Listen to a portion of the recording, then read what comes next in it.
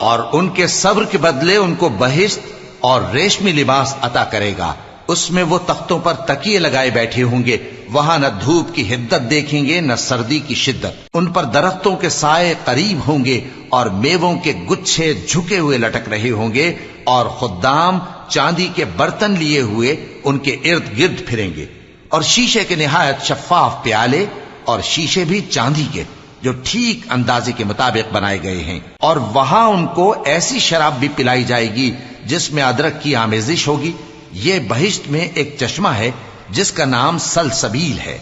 اور ان کے پاس لڑکے آتے جاتے ہوں گے جو ہمیشہ ایک ہی حالت پر رہیں گے، جب تم ان پر نگاہ ڈالو تو خیال کرو کہ بکھرے ہوئے موتی ہیں۔